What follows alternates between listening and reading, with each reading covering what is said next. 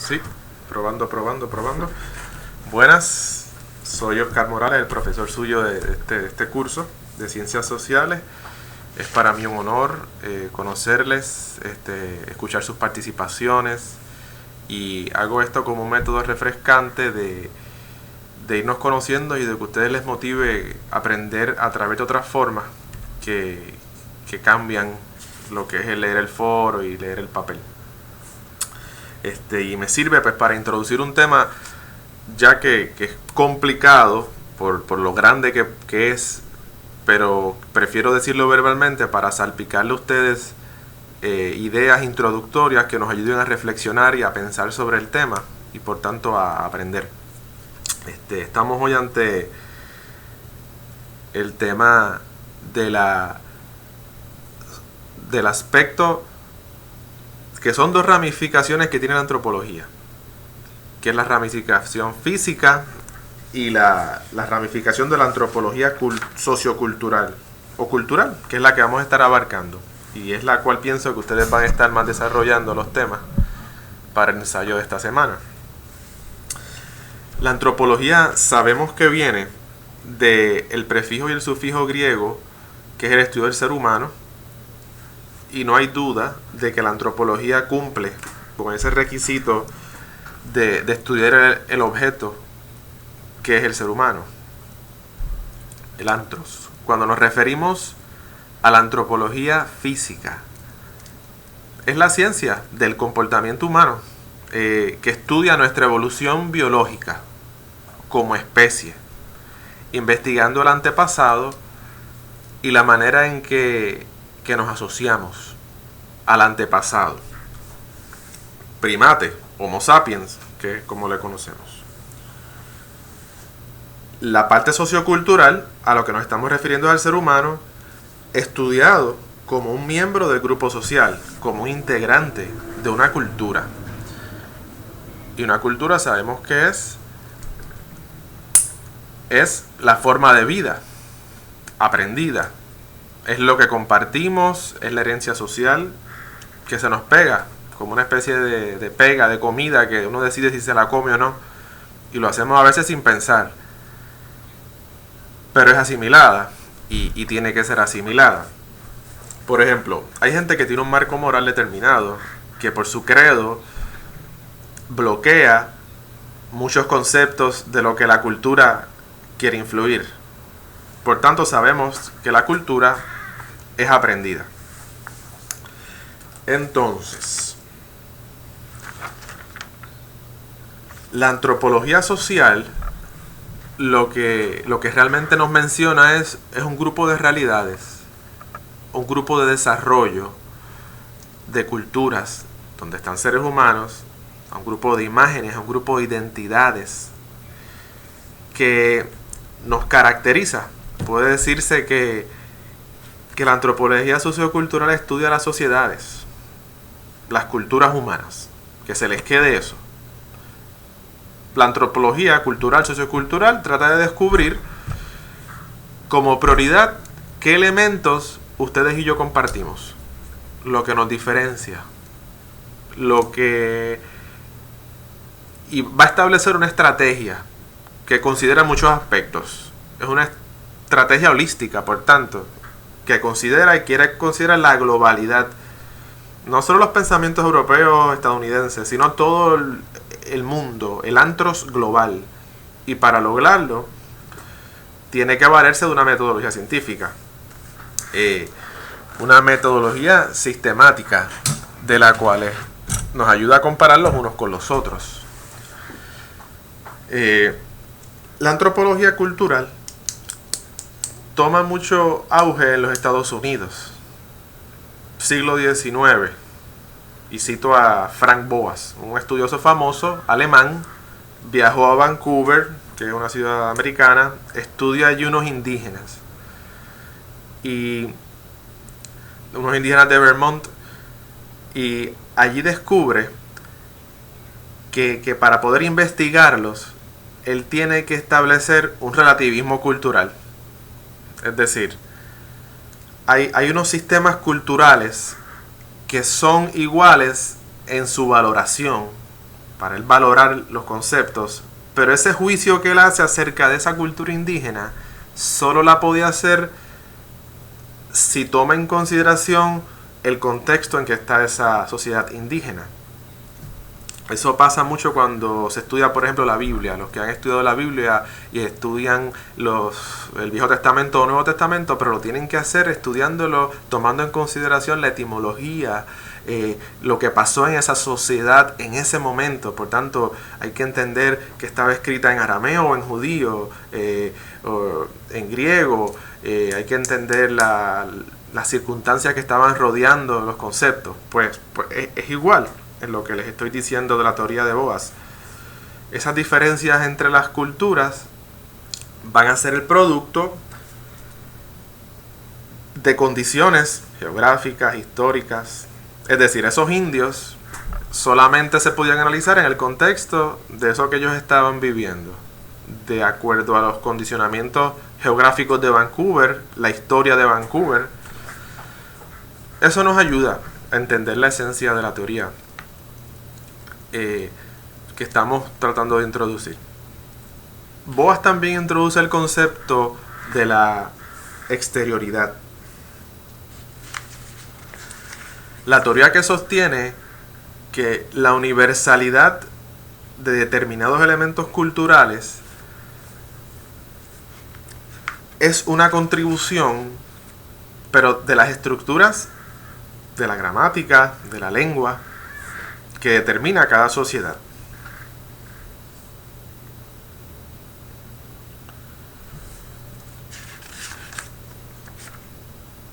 Por tanto, esta antropología sociocultural está en una escena fronteriza, donde hay otras ramas de la sociología, como la geografía, política.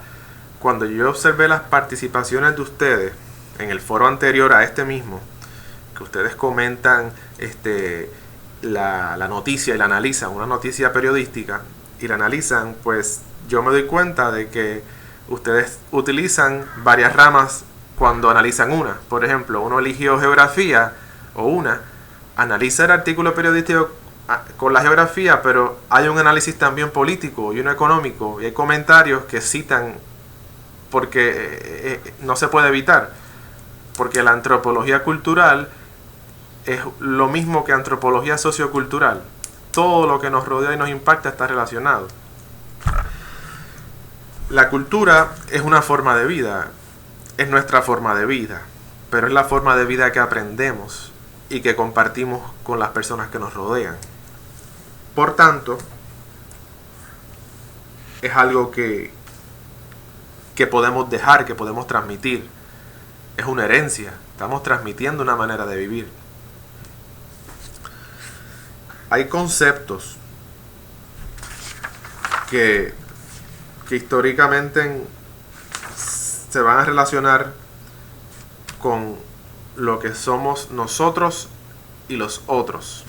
Esto me acuerda cuando yo tomé el curso de Ciencias Sociales, nos dieron una lectura de la familia Robinson, que son una familia de suizos que desembarcan en una isla y tienen que generar una nueva vida, y allí conocen a otras personas, incluyendo indígenas, y se da esta diferencia de lo que somos nosotros y lo que son ustedes. Para introducir el tema de lo que es las ciencias sociales en su rama cultural y sociocultural, pues tenemos que entender que con el imperialismo, especialmente europeo, y el nuevo descubrimiento de lo que es Asia, Oceanía, África, América, pues se crea un nuevo análisis para los estudiosos europeos. Se da el análisis de lo que es el yo europeo y el ustedes, el América. Y eso también, ese ejemplo se traslada a lo que somos nosotros y los que son ellos. Pero estoy en el siglo XIX.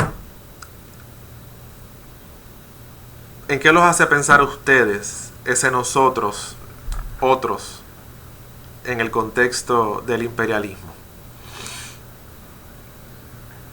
Interesante. Los antropólogos comienzan a tener información de otras formas de vivir.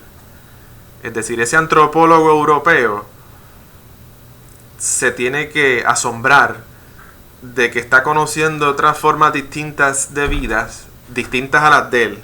Pero cuando él realiza el estudio de la ciencia social, él tiene que plantearse una diferencia entre el nosotros y el ustedes, entre lo que era él y el objeto de lo que él estaba estudiando. Y por eso la importancia de esa sociología que estudia en nosotros y que es el objeto central a lo largo de los años. Hay una disfunción porque ese otros y nosotros deja de existir para que el antropólogo pueda estudiar la cultura como un ente global, como les decía. Aplica un método científico y puede por tanto estudiarlo de una forma más extraña, de una forma más separada. Esto lo que implica es que hay una desnaturalización de los propios actos. Vayan conmigo, sé que estoy diciendo mucho, pero la intención es que reflexionemos, que vayamos entendiendo, que vayamos pensando y de una forma crítica la relación entre lo que hay de lo que consideramos natural y lo social. Hay una lectura bien interesante que se llama Casi todo podría ser de otra manera. Voy a ver si lo coloco en el foro como lectura complementaria.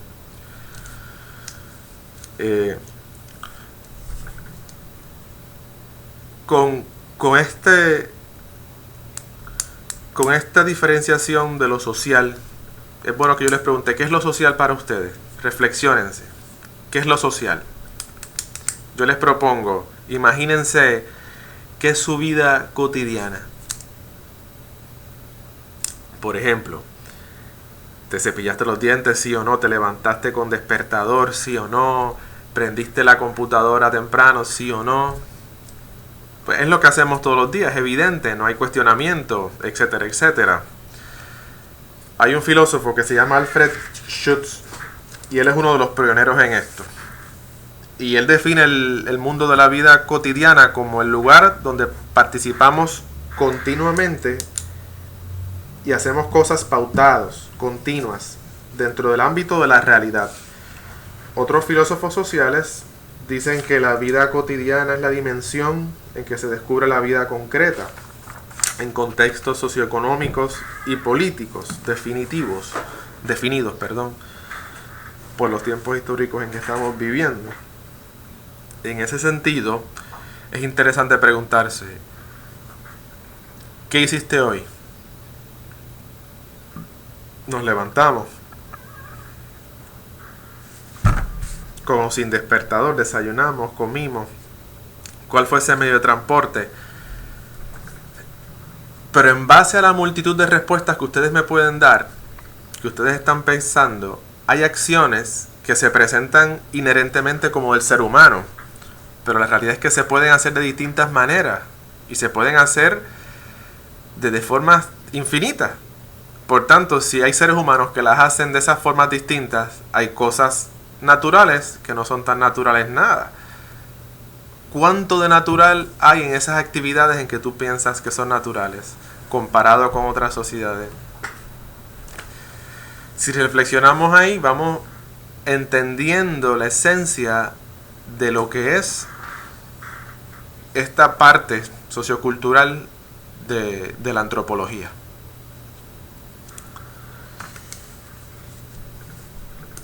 Así como podemos decir que hay muy pocas cosas hechas por nosotros los seres humanos, podemos decir que son muy pocas las que están programadas por la biología, porque todo depende de la sociedad en que vivamos. Si comparamos nuestras sociedades pasadas con la actual, vamos a ver que por distintos factores nosotros nos hemos ido desnaturalizando de cosas, conceptos que antes eran naturales. Muchos de ustedes estaban comentando en los foros anteriores que los problemas que tienen en los lugares donde ustedes viven ahora mismo, problemas sociales en sus urbanizaciones, en sus edificios, en sus repartos, era, por ejemplo, el divorcio.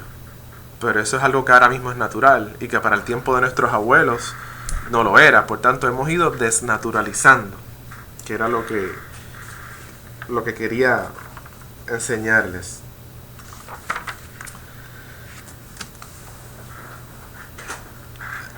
Las cosas que ahora son naturales, pues no lo eran tampoco en tiempos pasados.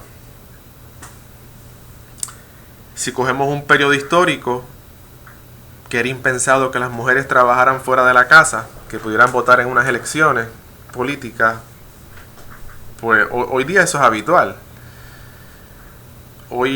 Véase hoy en día el matrimonio del mismo sexo. Antes era impensado, ahora es aceptado o tolerado en muchas sociedades. Tan pronto este video acabe, yo les voy a proponer que piensen en ejemplos que en la época de sus abuelos era natural y ahora no lo es. O viceversa. Ya lo verán. Así que espero que esta no sea la última cápsula. Pienso que es interesante. Ya me dejarán saber si aprenden también de este modo. Porque es un método que también tenemos. Y nos ayuda a conocernos y a aprender de otra manera. Un placer.